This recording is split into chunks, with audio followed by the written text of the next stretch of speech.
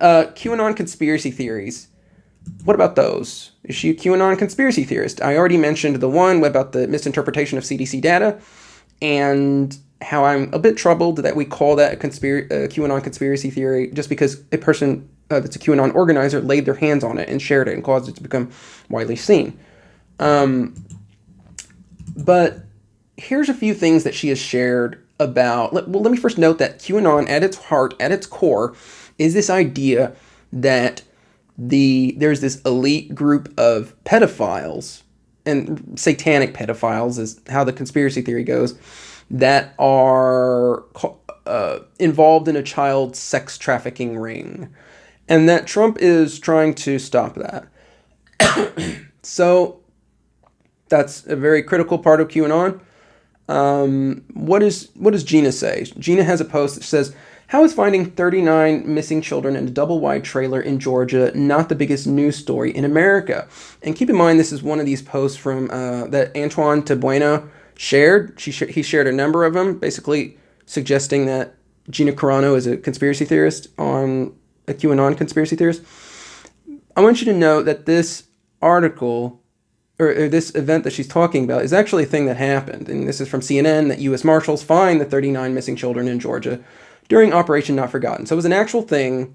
It happened. And since it mentions children, people are associating that with the QAnon conspiracy theory about pedophilia. Moving on. Should she be fired for that, by the way? Should she be fired for sharing that about an actual event? Right? No. Come on. So this is something Gina liked on her social media. It's a description of this conference or discussion that's going to be held by this former CIA operations officer. He's going to be discussing the prevalence of pedophilia and human trafficking in the United States and globally. But the line in this description that caught the attention of Antoine Tabueno, and then from there made its way into the Daily Beast article I mentioned at the very start of this video, was the part when he says when this description says it is becoming more difficult to push things like Pizzagate or Wayfair off as conspiracy theories. Now, keep in mind that Pizzagate was the conspiracy theory that child sex trafficking rings existed in various pizza parlors, and that the Democrats and the Clintons were involved in that. And then that's not QAnon again. That's the precursor to QAnon. And then one of the arguments by QAnon advocates was the Wayfair conspiracy theory, where a child sex trafficking ring was happening with home decor as a front. That is, the sale of cabinets, of storage cabinets, that those were being sold and as a front for child sex trafficking. Now, does Gina Carano believe these things? I want you to keep in mind that to even begin to mention Pizzagate and Wayfair and Gina Carano in the same sentence is based off this post. And this is her liking something on social media. The headline, what it's about, is talking about child sex trafficking. That's what she likes. She likes this thing where this former CIA operations officer is going to be talking about child sex trafficking.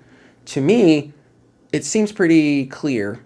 By liking this, she likes this thing that someone that seems to be credible, because he's calling himself a former CIA operations officer, is going to be talking about a subject that she's serious about. And that's it. Now, as far as the rest of it, I don't know whether she endorses the entire thing. My guess is that she didn't like it because every single sentence lined up to what she believed. Now, does she believe in Pizzagate and Wayfair? I don't freaking know. But if this is your evidence, this is piss poor evidence. And then if you're going to point to this as her being a QAnon supporter, that's even worse for your case. So that's just shameful to invoke this as part of why she should be fired. It doesn't indicate she believes any of that crap. Which, whether she should be fired if she did believe it, would be a separate discussion. But we don't even get to that discussion. We're not even at that discussion because it's silly to even presume she believes it. But here's something else she shared, and it's something that it says, stopping elite pedophiles has no political affiliation. I repeat, stopping pedos has no political party. It's what caring adults do. Now, keep in mind that, again, these conspiracy theories I've mentioned that are QAnon related about elites involved in child sex trafficking. But here's a problem, is that there was also an incident with Jeffrey Epstein that occurred. Ultimately, it ended with him being found dead in his cell. And after Jeffrey Epstein was found dead in his cell, that's when the whole Epstein didn't kill himself meme became widely circulated, because it was under, suspicious circumstances, which I'm not going to get into. But with regard to whether the meme about stopping elite pedos refers to QAnon conspiracies about child sex trafficking, or whether it refers to Jeffrey Epstein and the whole scandal there regarding sex trafficking, I don't know. And there's no evidence either way. But at the same time, you can't just assume that it's a reference to the QAnon stuff. On the note of QAnon, I think it's important to get some things clear about its prevalence and what exactly it means to be a QAnon supporter, the sort of variation that's involved there. Because a lot of people, no matter what I say, are going to stick to their guns that Gina Carano is a QAnon supporter. So let's get some facts clear about that. 7%, at one point it was 9% said that they had a positive view of QAnon, then it dropped to 7%, and then after the riots it dropped to 2%. I don't know where Gina Carano would fit in that whole timetable of public opinion on QAnon sinking. You'd have to ask her, and I think it's silly to want her to be fired for being a QAnon supporter when we really don't know that. And I think it's silly to say, well, she is a QAnon supporter because she shared these various things that people are saying are QAnon related, like the faulty interpretation of CDC data. I want you to keep in mind that even the central tenet of QAnon regarding the child sex trafficking ring, that this article notes, and this is from a National Representative Online poll produced by Brian Schaffner, a political scientist at Tufts University, and this is when the QAnon enjoyed a 7% like or favorability, and this is from October. And he says the highest polling statement was Democratic politicians and Hollywood stars are part of a global network that tortures and sexually abuses children in satanic rituals. And that got 62% of QAnon supporters rating it as definitely or probably true. And then there were others that polled high, like Trump is preparing mass arrests. Mueller was secretly ordered by Trump to investigate pedophiles, and celebrities harvest adrenochrome from children, and these fell between 44 and 54%. So there was variance in these different theories, whether one advocated it or believed it or not. And you would think on the heels of the whole Jeffrey Epstein scandal and how, Clinton and Trump had a relationship with Jeffrey Epstein and big powerful players and the number of powerful people that have been accused of sex with these underage girls, that you would think that that was a big factor in causing this this angle of the conspiracy theory to really thrive. But I want you to know 62% for even that central core tenet about the pedophiles. And there's variance. So if people believe a corner or a sliver of QAnon crap, that doesn't mean they embrace the entire thing. I would hope that'd be commonsensical. But when you say someone is a QAnon supporter, based off a few things that people are associating with QAnon, like the faulty interpretation of the CDC data, that's just not fair. If you're associating Gina's posts about stopping elite pedophiles with the whole umbrella of like QAnon, that's not fair. Especially when we can't even tell if it's a reference to Epstein or if it's a reference to QAnon itself. To then say, okay, well, she's a QAnon supporter, and then therefore she should be fired. That's not cool. This whole thing is bad. Like, it's a whole pattern of things being, we pull our own interpretation out of it, and then pull our own interpretation out of a number of items she posts, and then habitually do that, and then make our case for why she should be fired based off this host of items that are either partly misconstrued or completely misconstrued or sometimes gotten right. Like the voter fraud thing, she most certainly did believe that voter fraud occurred. So as far as believing in Pizzagate and Wayfair, no evidence. QAnon conspiracy theorists, I want to say maybe, but really there's no evidence. There's like partial maybe evidence. So we're just going to slide a maybe next to that. So as far as whether she supported Black Lives Matter and bootlicker, right? Because people were saying she doesn't support Black Lives Matter, she doesn't believe in systemic racism, and that she's a bootlicker, naming these items as why she should be fired. And also calling her a fascist and saying that's, in the string of adjectives as to why she should be fired. So let me just note that early on, when Black Lives Matter was occurring, she posted this, and she posted this June 4th, and she said, "This article was useful for me to find different places to help. Hashtag Black Lives Matter." She puts a Thrillist.com article in that post. And the article says, "Here's how you can support the Black community and the national movement right now." And it has a byline of support the Black community and the Black Lives Matter movement by donating to these legal aid groups, social services, and more. So Gina Carano at some point removed this post, and I don't know when, but I know she posted it in June, and in the months that came after is when we started seeing riots emerge out of the protests, and as a result, Black Lives Matter suffered a decline in approval. And it's at this point, we're in August at this point. August is when Gina Carano shared a video related to the riots that were happening. And it's of a woman, I'm not going to play the video, but it's of a woman saying, don't start another goddamn fire, and overall just basically decrying the idea of the riots and the vandalism in her community. So I'm going to show you some responses to Gina on Twitter. And to that video specifically, someone says, "At the start of the Black Lives Matter movement, she refused to share any links or even a simple retweet to spread awareness or help, instead choosing to spread cop propaganda and calling out riots." Now, I'm not sure if this person on Twitter is calling this specific item that Gina shared cop propaganda, or if that term is meant for something else that Gina shared. But this person is clearly upset that Gina shared this item that is against rioting. Would this person still be upset if Gina shared this and Gina simultaneously offered a full-throated support of Black Lives Matter? I don't know.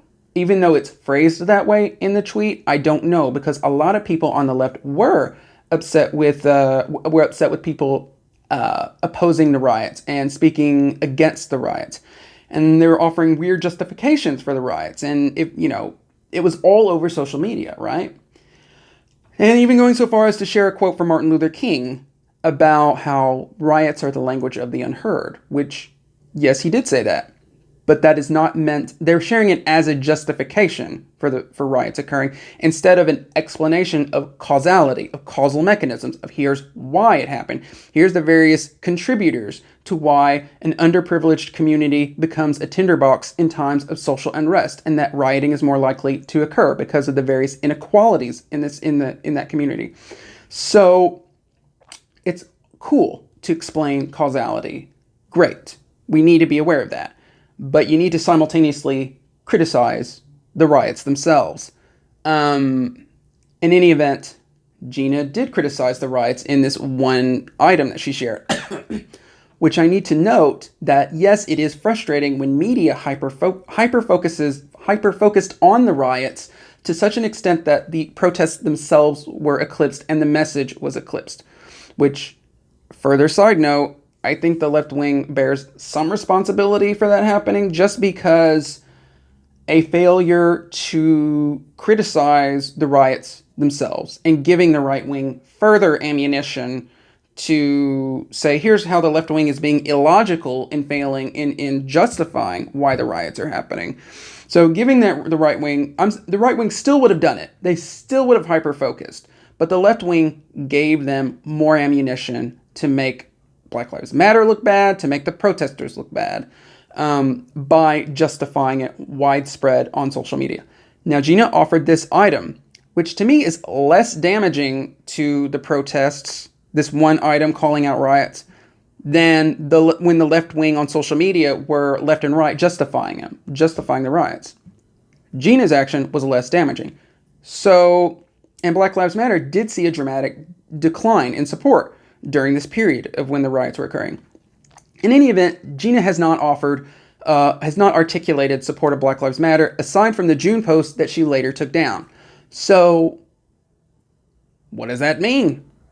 I know that one thing I need to make clear real quick is that however she feels about Black Lives Matter is a separate thing to however she feels about that black people should be treated fairly in the justice system. Now, maybe we'll get to her views on systemic racism in a bit, but I'm just want to make it clear that these are two separate items, right? Because Black Lives Matter is an organization. It's an organization, and whether she has a correct or incorrect perception of it, whenever an organization gains a stigma, as it has through the lens of particularly conservative media, then the movement itself may not be supported, but their cause can be something that a conservative still would support if you were to articulate it to them. And I know it seems paradoxical, but that's life. In any event, Gina was called racist for her lack of support for Black Lives Matter, and in response on Twitter, she stated this: "In my experience, screaming at someone that they are a racist when they are indeed not a racist, and at any point and or research you do will show you those exact facts, then I'm sorry. These people are not educators. They are cowards and bullies." And someone responds, "Gina, if you're not racist, then show us. Support and donate to Black Lives Matter. Use your platform and voice to stand up against the police who are committing crimes against the people they are meant to protect. If 12-year-olds on Twitter can do this, you can too." And someone else notes, "Say Black Lives Matter and post links and we'll stop." So I'm going to note really quick that Black Lives Matter, when all these riots were happening, their approval ratings, if you think riots are the most awesome thing in the world, you still need to realize it's not good for your message. It causes people to say, I don't know about all this, because they saw a 12% drop overall in approval from June to September. My guess is the riots had something to do with that. Now, I know it's unfair to characterize the entirety of the protests as riots, which is what a lot of right-wing media was doing, because most of the protests were actually peaceful. But putting that aside, the riots didn't help. And left-wing folks on social media, I noticed, justifying the riots probably didn't help either. So with that said, should all those people that became disillusioned with Black Lives Matter based off the riots, should none of them ever be allowed to be in The Mandalorian? They can't play a mercenary, they can't read lines, whatever, man. Here's another thing that Gina liked, and I did find this troubling, but that Gina liked on her social media, and this person says, "America does not have a systemic racism problem. America has a violent leftist extremist problem." And another thing that this same person said that Gina liked was, "You are more likely to be assaulted for being a Trump supporter than your race in America today." So rather objectively, she liked something that said America does not have a systemic racism problem. I would love to get her take on what she thinks systemic racism is and why she thinks that. And that's sort of my inclination, is to ask those questions. But in this case, in the hashtag Fire Gina Carano movement, we take that and we share this like as a reason to fire her. I think it's a bad precedent to not give someone some latitude and explain their version of how racism exists or whether it exists, because I want you to note, she did support Black Lives Matter when it first came up. And then she deleted that post about Black Lives Matter, suggesting that maybe she had a change of heart. I don't know. So she seems winnable, especially which I already covered in the past video, about her understanding what pronouns meant after she had a conversation with her co-star Pedro Pascal. I would like it that people would be prone to talking to their peers about systemic racism and examples of it, and that just because we have a black president in 2008 and that he won handily, enjoyed popularity, just because we had that, and just because we have a record number of people of color in Congress, just because we have a black vice president, and also that the most popular individuals in the progressive movement, the squad, quote unquote, are people of color. And then there's also Bernie Sanders. He's not a person of color. But so with that said, that does not mean systemic racism doesn't exist. And that's how I would tell her, because a lot of people get confused about racism and what it is. It's not just, I hate such and such race. That's not. It's deeper than that. It's a ripple effect of past racism, of a history of blacks being disenfranchised, that lead to gaps in employment and gaps in between blacks and whites, gaps in wages, gaps in how many black people are in the managerial class, gaps in even in representation in Congress. So proportional to the population. So that's what systemic racism is. These long-term effects. So, but at the same time, I have to say, yes, there is evidence for her not believing in systemic racism. However, I'm the type of person that I feel like if her mind could be changed about, or if she could be reached and be made to understand what pronouns were in a conversation, and then she's supportive of it, then I think she could be reached in a conversation. She's demonstrated an ability to change her mind. Or we could cancel her, just not how I. But anyways, the evidence is there. But what about fascist? That's the last thing I'm going to talk about. And bootlicker, fascist and a bootlicker. She did share the quote unquote cop propaganda that's anti-rioting. If you're going to call that bootlicking, that's a shame. And then she said, "Pray for our Capitol Police," and that's a shame that people would call that bootlicking. And then that one post early on, that one tweet said she was supportive of Blue Lives Matter. I couldn't find a dang thing from her that said Blue Lives Matter, but I feel like we should not make a habit. Now, I understand where that hashtag came from, and why people don't like it. And it's a real, I can't even, I'd have to create a whole nother video about this, but I'm not going to touch it because I can't even find evidence that Gina said it. So it'll become an irrelevant thing to this video. But as far as fascist, is she a fascist? If you're going to interpret her supporting Trump as fascism, which is the only, I don't know where you're getting fascist from, it's not the same thing.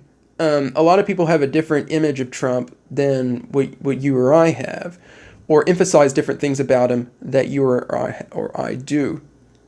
Now, I'm going to give one example of how maybe you don't want to have various labels pinned on you if you support, say, Obama. I'm not going to talk about Trump's policies. I'm just going to make this point about folks that tend to be left-leaning that supported #Fire Gina Carano. I have to think that a lot of folks that supported that hashtag would have been leaning pro-Obama and possibly leaning pro-Biden to some extent, in a general sense. Now, I'm not saying comparative to Trump. And Obama did a lot of bad things. And I'm going to name it, like Obama expanded spying powers of the NSA, and then so infringed on civil liberties. So does that mean you support it by being pro-Obama? You like Obama. Therefore, you are supportive of infringing on civil liberties, on a record number of whistleblowers being prosecuted under the Espionage Act. You support the funding of the Saudis who are committing genocide in Yemen. You support those things because you're pro-Obama. Is that how we interpret politics now? Because that's not what it means. Like it's a complication whenever people support a candidate. No, I think Obama has this sort of guild over him where people interpret him as someone he's not. He's done a lot of bad things and people de-emphasize those things. And the same can be said for many Trump supporters. I'm not saying all Trump supporters. I'm saying to immediately say that a Trump supporter is fascist because Trump had a fascist streak in him. Definitely, he aspired to have to be fascist-like, right? He did so clumsily. He was not good at it. But does that mean, by virtue of you supporting Obama, that you support all those things I listed? That doesn't mean that. I mean, you have a false perception of what Obama is, and a lot of Trump supporters have a false perception of what Trump is. So why do I want to call a Trump supporter fascist? If she were to outline various ideas that you can link to fascism, then that would be, you could call her fascist. In any event, as you can see from the list of items that Gina Carano was accused of during the #Fire Gina Carano movement, some had evidence, some didn't, and some there was a kind of a mix of whether you want to consider it evidence or not. So how do you feel? How do you feel after having gone over each item in this video and the last, how do you feel about the decision to fire her? I know some people will be totally unrepentant, even if they believe we got every accusation wrong. They'll be unrepentant because she's right-wing and good riddance. Which I want you to look at it a little deeper. Like, how do you feel in accordance with the accusations we made? We made all these accusations. Many weren't true. Do you think this was just? Do you think it sets a good precedent to how we deal with situations where we feel someone should be canceled? Do you think it helps our credibility, hurts our credibility? Do you think it makes the right wing look better? Do you think it makes us look worse? Us look illogical? I'm curious what you guys think. Please leave it in the comments.